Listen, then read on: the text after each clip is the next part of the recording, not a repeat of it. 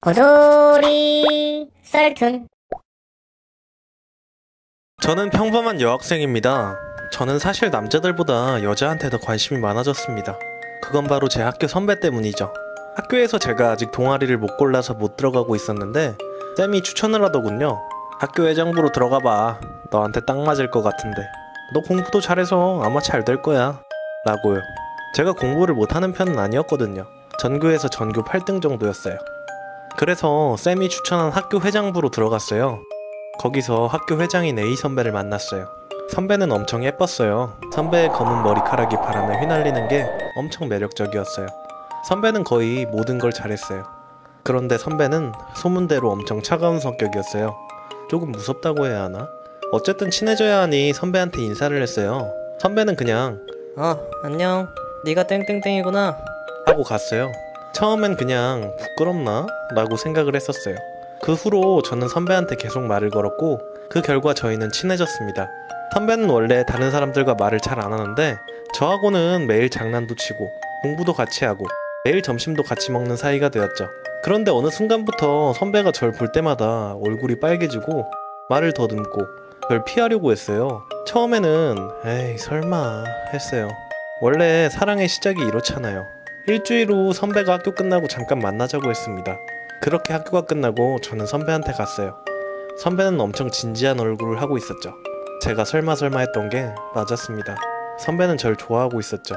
선배는 저에게 이렇게 말을 했어요. 땡땡아, 나 사실 너 좋아하는 것 같아. 언제부터인진 잘 모르겠지만 너랑 있을 때면 계속 심장이 두근두근해. 좀 이상한 건 알지만 우리 만나볼래? 처음이었습니다. 선배의 이런 모습을 보는 건. 선배의 목소리 또한 다르게 들렸어요. 원래 좀 차가웠던 선배의 목소리가 갑자기 엄청 따뜻하게 들린 건 처음이었어요. 이 말을 듣는 순간 저는 멍하니 선배를 쳐다봤습니다. 뭐라고 말을 해야 할지 몰라 시간을 달라고 했어요. 솔직히 말해서 선배한테 고백을 받고 엄청 심쿵했어요. 선배가 저를 왜 좋아하는지 모르겠어요. 다른 사람한테는 말도 안 하는 선배가 어째서 저를 좋아하게 되는지 엄청 고민이 됩니다. 솔직히 저는 선배가 싫지는 않아요. 예쁘고 착하고 똑똑하고 저를 잘 챙겨줘요. 어쩔 때는 내가 남자라면 선배가 내 여친이면 좋겠다 라는 상상을 해봤기도 하고 고백을 받은 이후로 맨날 선배 생각밖에 안 하게 됩니다. 어쩌면 저도 선배를 좋아하는 거 아닐까요? 만약에 제가 선배랑 사귀게 되면 학교에 소문이 날까요? 선배는 학교 회장인데 다른 학생들이 알면 선배는 이상한 사람으로 소문나지 않을까요? 저 어떻게 해야 할까요? 그 후에도 고민을 해봤는데 도저히 모르겠어요. 고백을 받을까요? 지금 몇 주째 고민하고 있는데 모르겠어요. 선배도 기다리느라 힘들 것 같고. 저희 부모님이 이번이 연휴라고 군산으로 1박 2일 여행을 다녀오신답니다. 뉴스 보면 그런 식으로 여행 갔다가 코로나 걸린 사람들 많던데 아무 생각도 안 드나 봅니다. 제가 이런 시국에 여행 가는 건 좀 아니지 않냐고 말해도 들을 생각이 없어 보입니다. 고생하는 의료진들 생각이나 좀 해보라고 말했는데 역시 안 통하고요. 거기 갔다가 코로나 걸리면 어떡할 거냐고 하면 안 걸린다면서 괜찮다고 하고 엄마는 놀러 갔다가 코로나 걸리냐는데 그렇게 치면 멀리 나가지 않더라도 코로나 걸릴 수 있다고 헛소리를 하십니다. 엄마는 사무실에서도 마스크를 안 쓰고 같은 팀 사람들도 마스크를 안 쓴다는데 정말 불안해요. 저희 아빠는 코로나 걸릴 거면 가족이 다 같이 걸려야 하지 않겠냐면서 미친 소리를 하는데 제가 무슨 말을 하든 부모님은 들을 생각도 안 하네요. 사실 저한테도 거기 같이 가자고 했었는데 전 안 간다고 했어요. 그래서 엄마랑 아빠랑만 가게 된 건데 코로나 걸려서 저한테 옮을 수도 있는데 신경도 안 쓰는 것 같아요. 제가 성인이었으면 그냥 집을 나가버렸을 텐데 미성년자라서 그러지도 못하고 정말 힘드네요. 온 국민이 힘을 합쳐서 코로나라는 전염병을 예방하고 있는데 아무리 가족이라지만 이 시기에 1박 2일 여행이라니 정말 이해가 안 되네요. 저를 따라하는 친구가 있어요. 그 친구를 편의상 A라고 할게요. A는 초반에는 제 카카오톡 프로필을 따라했어요. 제가 원래 캡처 방지, 도용 방지 등으로 볼터치로 살짝 각진 물결, 머리 위, 옆 등 한 곳에 하트를 그리거든요. 그런데 그 A가 갑자기 저와 똑같은 방식으로 그리기 시작했어요. 솔직히 겹칠 수도 있다고 생각하려 했지만 쉽게 되지는 않았어요. 그리고 나서 제가 스마트폰에 해놓은 기능들 같은 걸 은근히 물어보며 제 스마트폰에 있는 모든 기능들을 똑같이 설정했어요. 또한 제가 UNI인데 A는 저를 따라 입덕도 아닌 팬 코스프레를 하기 시작했어요. 생일, 데뷔일, 공식 굿즈, 행사, 노래, 뮤비, 나온 작품, 찍은 광고 전부 모르면서 그냥 단지 호감, 노래가 좋아서 라는 이유로 팬이라고 우기더라고요. 심지어 A는 노래도 잘 듣지 않았죠. 그렇게 저희끼리 잘못된 방법이라는 걸 알지만 카카오톡 상태 메시지나 글 등으로 서로 저격을 했어요. 지금은 모두 내렸고 화해를 한 상태이긴 하지만요. 그리고 요즘 제가 인스타그램을 하고 있는데 예전에 하다가 지운 인스타그램을 다시 깔아서 심심할 때마다 그냥 쓱쓱 대충 그린 일러스트들을 짧은 명언이나 제 속마음, 짧은 단어 등과 함께 인스타그램에다가 올렸는데 A가 제가 그렇게 한다는 걸 알고 난 이후부터 갑자기 본인도 그림 그린다고 그림과 함께 인스타그램 게시물을 올리더라고요. 그때부터 의심되긴 했어요. 어느 날 A의 인스타그램 계정에 한번 들어가 보았는데 그림을 시작하겠다는 말이 저와 비슷한 짧은 명언 같은 걸로 바뀌어 있었어요. 전 이때부터 너무 의심이 되어서 조금 더 봤더니 그 전에 게시물을 다 지웠더라고요. A도 이제 그림만 그린다는 거겠죠? 그뿐만 아니라 제가 08년생이라 XX, XXXX 다시 08 이렇게 해놓았는데 원래 그러지도 않았던 A의 아이디가 XXXXX 다시 08 이렇게 바뀌어 있었어요. 게다가 해시태그도 없었다가 제가 단 해시태그와 순서, 글자까지 모두 같았고요. 정말 A를 어떻게 해야 할까요? 지금은 친한 상태인데 손절 이런 걸 제 마음대로 하고 싶어도 같은 영어학원에 같은 반, 담배 정도 같은 반에 심지어 아파트까지 바로 옆이거든요. 절 따라하냐고 물어보면 당연히 아니라고 그럴 텐데 절 따라하지 못하게 하는 방법 혹은 제가 불편하다는 걸 알려줄 수 있는 방법이 없을까요? 안녕하세요. 저는 운동을 하고 있고 결혼을 한 고1입니다.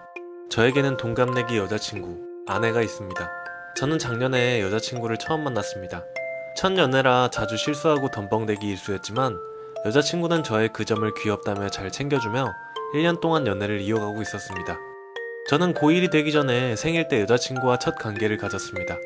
당연히 피임을 하고 첫 관계를 가졌지만 콘돔이 불량이었는지 여자친구가 임신을 하고 말았습니다. 분명 둘 다 피임을 했는데도 임신을 한 것이 저와 여자친구는 당황스러웠습니다. 교육에서만 듣던 일이 저희에게 일어났으니까요. 처음으로 여자친구가 입을 열었습니다. 아, 이 아이 키우고 싶어 라고요. 저는 당황해서 입을 열지 못했습니다. 평소에는 겁이 많고 눈물도 많았던 여자친구가 용기를 냈다는 게 신기하면서도 미안했습니다. 저는 미안해서 울고 있는데 여자친구가 말했습니다. 우리 사실대로 말씀드리자 라고요. 저도 당연히 말하고 싶었지만 저희 집이 개방적이면서도 엄하던 집안이었기 때문에 걱정이었습니다.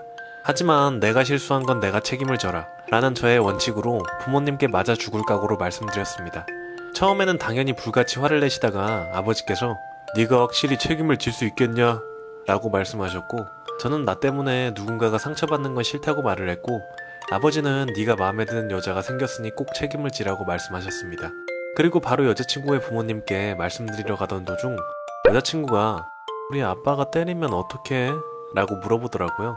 저는 때리면 맞아야 분이 풀리는 걸 어떻게 하겠냐고 말을 하고 여자친구 집으로 들어가서 부모님께 말씀드렸습니다. 당연히 여자친구 부모님은 놀라셨지만 너희가 한 실수는 너희가 알아서 책임을 지라고 말씀하셨습니다. 우리는 고민 끝에 양가 합의로 결혼을 선택했고 저는 운동부 감독님 코치님께 말씀드렸고 감독님과 코치님께서는 운동도 운동이지만 일찍 집에 가서 너의 아내 옆에 외롭지 않게 해달라고 일찍 운동을 끝내주시고는 합니다. 당연히 이 소식은 운동부에 들어가고 저는 정신없는 놈, 미친놈으로 소문이 났지만 저에게는 삶의 목표가 있어서 독한 놈이 되어서 운동하고 있습니다. 잘 살 수 있도록 응원해주세요. 저는 애교가 약간 많은 18살의 남자랍니다. 여기까지 들으면 감 좋으신 분들은 바로 아셨겠지만 남자인데 애교가 많은 게 고민이랍니다. 어릴 때부터 저는 어른들이 여자였으면 귀여움 많이 받았겠다 할 정도로 귀염성 넘치는 아이였어요. 부모님도 어릴 때는 다들 저렇지 하면서 받아주면서 넘기셨지만 초등학교 들어가서도 그러니까 불안하셨나봐요. 평소에 동생을 안고 얼굴을 부비빗하거나 그랬는데 그럴 때마다 매를 드시고 동생 가까이에도 못 가게 하셨어요. 아니면 애교기가 잠깐이라도 보이면 네가 애냐면서 때리시고 그럴 거면 여자로 태어나지 남자로 태어나서 못할 짓을 하냐고 타박하셨죠. 그런데 사람 본성이라는 게 자꾸 억누르면 우울해지니까 금방 우울증에 걸려버리고 학교에서 조용하게 있으니까 애들한테 금방 찍혀서 학교에서도 학교 폭력을 당했죠. 부모님 말씀대로 성격을 바꾸려고 어떻게든 흔히 말하는 남자답게를 저한테 적용해보려고 했는데 부끄러움 없이 운동도 하고 놀고 남자들 문화에 끼어서 놀자. 한 일주일쯤 그렇게 하다가 밤에 서러워서 울어버렸어요. 도저히 적응할 수도 버틸 수도 없더라고요.